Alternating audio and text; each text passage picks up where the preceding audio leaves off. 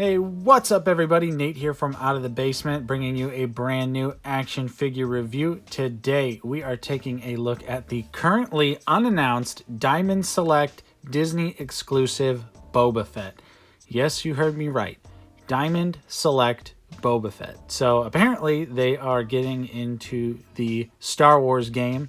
This is a 7-inch scale figure. I will have a ton of comparisons at the end of this video to various action figure lines, so you're definitely going to want to stay tuned. Let's go ahead and take a look at this extremely enormous package and see how it looks. So first we've got the, classic giant Diamond Select packaging that they need to do away with. This is so obnoxious. There's so much empty space in this box for no reason at all. You can see it says exclusively at Disney, so I'd imagine that means the store and the park exclusives. Who knows what other figures are going to be in this line and if they're all going to be exclusive, but I would have to imagine that's going to be the case. So of course it says Star Wars right here. Got the Diamond Select logo, Boba Fett special collector edition action figure. You have that Darth Vader picture up at the top. On the side of the box here, you can see that it is a picture of Boba Fett, I believe on Cloud City. So this is actually the Empire Strikes Back Boba Fett with a Return of the Jedi Boba Fett action figure.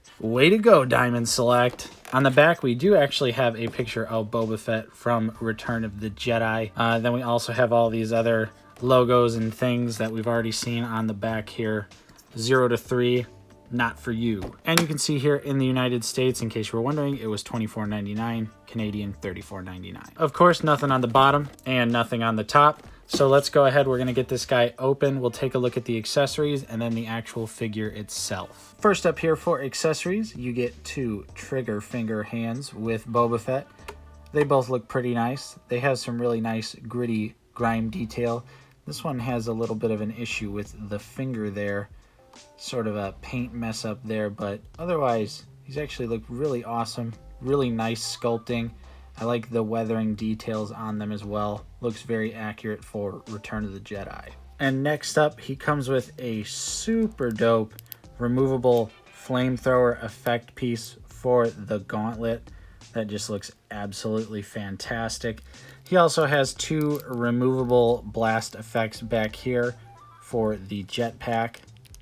You can see there, they pop right out, they plug right back in, they look really nice. And to put the flame effect piece in, you just take that out, and when you actually get the figure itself, it will have this piece in it, but this just comes right out, and then that's where you swap the effect piece in at. And last but certainly not least, we have Boba Fett's signature blaster, which does also have a really nice removable blast effect piece right here. Super dope. Love the blast effects that come with this figure. They're all very nice and look very pleasing. Like a little Jolly Rancher action going on here. You just kind of want to take a bite. But the sculpted details look absolutely fantastic for the gun. It has some very subtle brown paint apps on the stock here and has nice silver detailing on this side of the weapon, but on this side it's not nearly as consistent. So overall, he's got some really nice accessories, a pair of alternate hands. The weapon and the blast effects, I think, are more than worth the price of admission for this guy. And I think they all look great. So now, let's take a look at the figure itself. And out from the depths of the Sarlacc pit, here is the Diamond Select 2020 Boba Fett out of the packaging. And just like most Diamond Select figures, he looks absolutely fantastic. He has some really nice paint details all over the figure. There's a nice black wash to the figure, tons of little scrapes, dings, dents, all sorts of good stuff that really make this figure look really awesome. You can see his backpack is loaded with paint and details, even a really nice black wash on the plastic cape. And of course, this is Boba Fett's Return of the Jedi look, so he has the red gauntlets as opposed to the green versions. So let's not waste any more time. Let's get him off the stand and take a closer look. All right, and here we are up close and personal, and you can see exactly what I'm talking about. There's a wonderful black wash on the helmet, tons of silver paint apps around the red part of the helmet. It looks absolutely fantastic. Really nice paint apps all throughout on the helmet here. The battle damage I think looks wonderful, and I just love the gritty, grimy look of this figure. You can see the jetpack here also features really wonderful paint details. And you can see as I reflect it in the light, you can see all those silver bits of paint, all the scrapes, the dings, the dents that Boba Fett has at this point in his career. Here is a nice look at the plastic cape, which of course we would always prefer a cloth goods one, but I still really like the black wash on it. And I think it just being tucked back there is a nice touch. You can see the Mandalorian insignia right there on his arm. That looks really nice, very cleanly applied. There's also that nice wash that's on the underneath parts of the figure there. You can definitely see it right there. Looks really good. This whole figure just has a wash to it, and it just makes all these details absolutely pop. I think the chest armor looks really nice. His tassels are good. The other shoulder piece is also very nice. Have really great sculpting. Really like the red paint. Definitely pops out. This gauntlet as well features really nice details. Even on his Boba butt, we've got really nice paint apps, some silver for the belt right there, and then this red piece that separates them cheeks. I don't know what that's all about, but it's appreciated that there is paint apps on the back of the figure like that. The belt itself also has that black wash to it, and it is a floaty piece, so you can move it around a little bit side to side. And the pockets look good. Moving down to the legs here, more of that wonderful wash over the figure.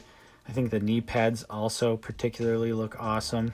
Really gritty, really grimy, really dirty, which is exactly what you would want from a Return of the Jedi Boba Fett figure. And you can see more of the silver paint app details for whatever the heck is supposed to be in his shins right here. Kind of looks like, you know, maybe a ruler, a box cutter. I'm not sure, you know, Boba Fett, he must just be a handyman on the side. And then taking a look at the feet details here, again, really nice paint app details. I love how all of the colors look on the feet. It just looks so gritty and grimy, and you can see his iconic points are there too. Just really great stuff in terms of the details, which I'm not surprised that Diamond Select absolutely killed it in the details department. They normally do, so that is really no surprise that this figure is also great when it comes to details. And while personally myself, I think I am a little bit more of a detail nut over articulation. Articulation is still very important to me. So now that we've looked at the details, let's go ahead and see how he moves, which I think is probably the biggest question on everyone's mind. So for the head, we can look up about that far. He can look down a pretty decent amount as well. Of course, you can make him do a little bit of exorcist. You get tons of side to side for the head, so you can definitely have a nice tilt to it, like something extreme like that. And of course, you can definitely get that Boba nod in there, so that's awesome. The viewfinder is also articulated, so it can go down. Not quite as far as it needs to. Obviously, it's not really lined up with the visor, but that's still cool. It's a nice touch for people who want to have the viewfinder down, but personally, if it wasn't articulated, I wouldn't mind either way. Thing to note here, the jetpack is not removable. It is glued onto the back of the figure. The arms can go out about that far, which I think is pretty decent. He is definitely a little stiff, but they smartly made it to where the shoulder pad can fold into the arm there so that the articulation is not inhibited by this, which is, of course, a really nice design choice. The arm rotates all the way around. You get a single jointed elbow that gives you less than 90 degrees, so of course that's not very good. Now the tubes on the arm are actually not connected, so when you articulate the elbow there, they pop out, but they just pop right back in, so the only way to have him make it look like all the tubes and stuff are in the gauntlet is to have his arm straight out like this. And I honestly don't hate that idea because it's better than breaking the tubes like on Jango Fett or Boba Fett for the Black Series figures. You get a swivel right there at the lower bicep. You also get a swivel at the elbow. No gauntlet swivel, but the hand can rotate around. And of course it has a horizontal hinge, which is a bummer. Should have been a vertical hinge, but That's about what you get out of it there. And of course he has 2 relaxed hands as well. These are what come on him in the package, and they look great. For the crunch, you get about that far forward, and you get a decent amount back there. And like I said, the belt is a floaty piece, so it definitely does not inhibit the articulation. It can move out of the way, but of course that's not a terrible amount of range there. With his other foot on the ground, he can kick out about this far. He has a double jointed knee that works like that. Not too bad. You, of course, get a thigh swivel, which is kind of stiff. Doesn't really want to go, but it is there. The cut is there. Come on. Neither of them want to move, but you can see the cut there for the thigh swivel. Boba Fett can do the splits, so that's awesome. Great for some Boba Kung Fu fans. And he can kick back about that far. Onto the feet. They actually move down quite a bit. They go up just a little bit, but he does have ankle pivot, so that is wonderful. So yeah, I'm not too terribly surprised about the articulation for this figure. It's not great. It's not bad.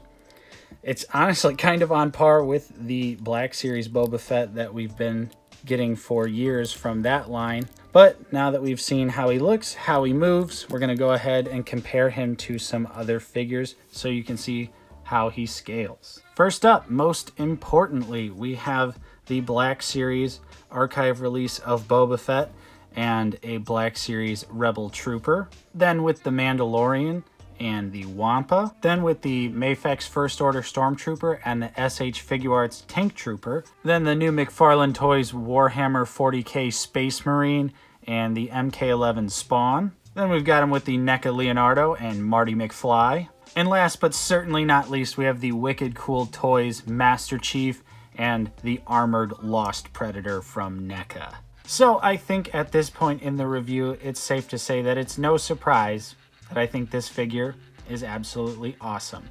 I really, really appreciate the paint app details that went into this figure. The effect piece accessories are also a very, very nice touch. The articulation could definitely be a little bit better, but it's about on par with the Black Series release figure, and as a Black Series collector, I'm fine with that. Am I going to go any deeper into this line? No, probably not, unless they make some bigger characters like IG-11 or IG-88, something that's a little bit too small Black Series wise, but I could fudge into my Black Series collection. But obviously this guy cannot. He's much bigger, obviously 7-inch scale.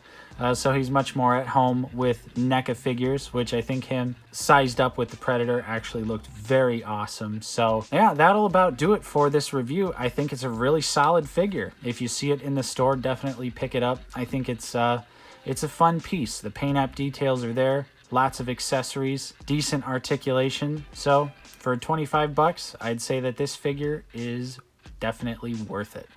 What did you guys think of my review? Have you found this figure in the wild yet? If you have, did you pick it up or did you pass? Why not? Of course, if you enjoyed my review, don't forget to leave a like on this video. Subscribe if you are new. We're always talking about Star Wars action figures. I'm Nate from Out of the Basement. Thank you so much for watching, and I'll see you guys next time.